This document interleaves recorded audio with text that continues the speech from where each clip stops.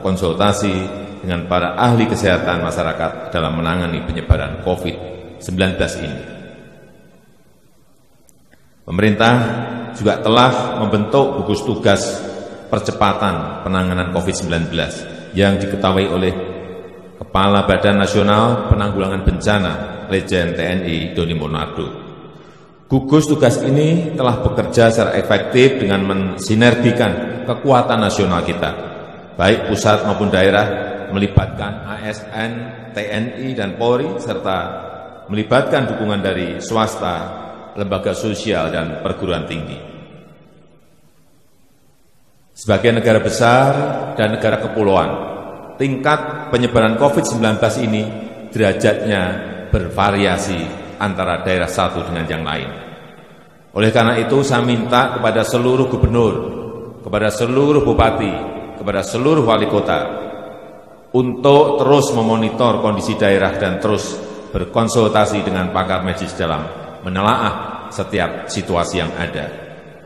Kemudian juga terus berkonsultasi dengan Badan Nasional Penanggulangan Bencana untuk menentukan status daerahnya, siaga darurat ataukah tanggap darurat bencana non-alam. Berdasarkan status kedaruratan daerah tersebut, jajaran pemerintah daerah dibantu TNI dan Polri, serta dukungan dari pemerintah pusat untuk terus melakukan langkah-langkah yang efektif dan efisien dalam menangani penyebaran dan dampak COVID-19. Membuat kebijakan tentang proses belajar dari rumah bagi pelajar dan mahasiswa. Membuat kebijakan tentang sebagian ASN bisa bekerja di rumah dengan menggunakan interaksi online, dengan tetap mengutamakan pelayanan yang prima kepada masyarakat.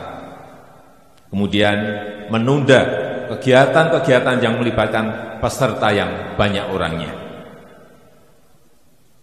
dan meningkatkan pelayanan pengetesan infeksi COVID-19 dan pengobatan secara maksimal dengan memanfaatkan kemampuan rumah sakit daerah dan bekerja sama dengan rumah sakit swasta serta lembaga riset dan pendidikan tinggi yang direkomendasikan oleh Kementerian Kesehatan.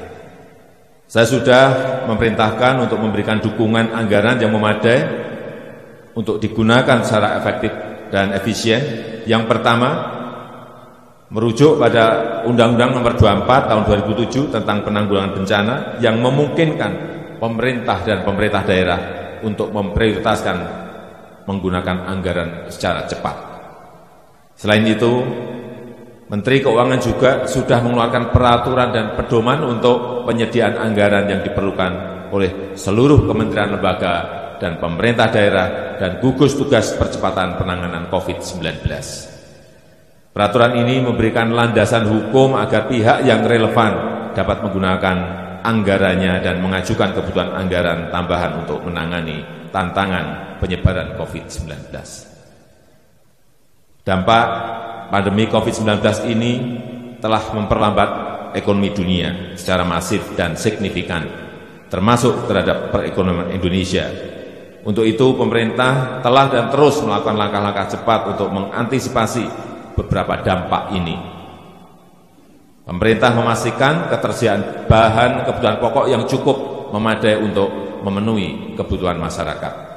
Pemerintah juga telah memberikan insentif kebijakan ekonomi sebagaimana telah diumumkan oleh Menko Perekonomian dan jajaran Menteri Perekonomian untuk menjaga kegiatan dunia usaha yang telah berjalan agar tetap berjalan seperti biasa.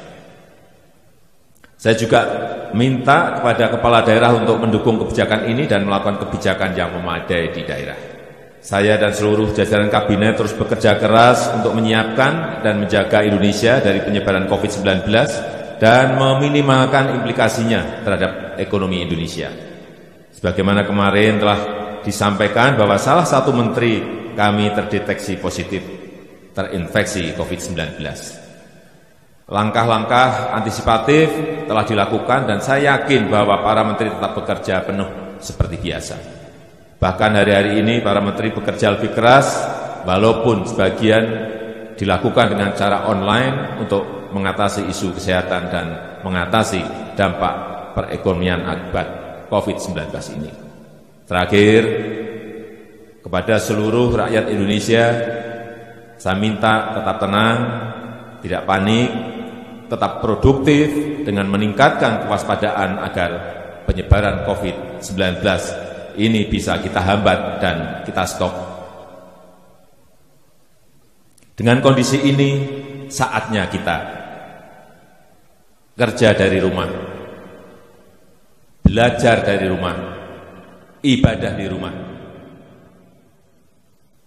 Inilah saatnya bekerja bersama-sama, saling tolong-menolong, dan bersatu padu, gotong royong